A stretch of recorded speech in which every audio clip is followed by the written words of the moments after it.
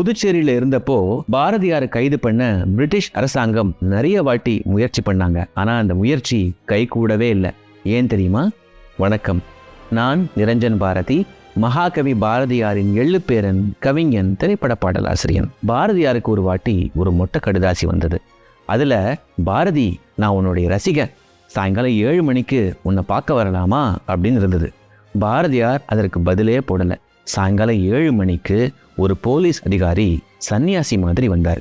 பாரதியாருக்கு அது யாருன்னு தெரிஞ்சிடுச்சு. சீச்சி, நாயும் பிழைக்கும் இந்த பிழைப்புன்னு அவரை வரவேற்று பேசிட்டு இருந்தார்.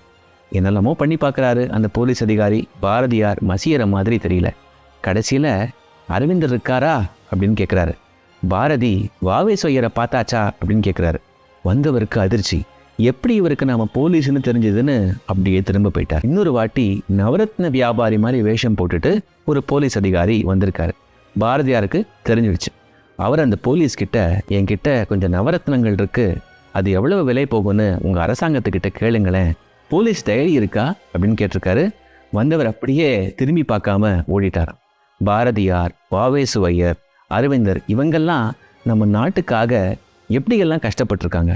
இதையெல்லாம் நினச்சி பார்க்கும்போது கண்ணீர் வருதுங்க.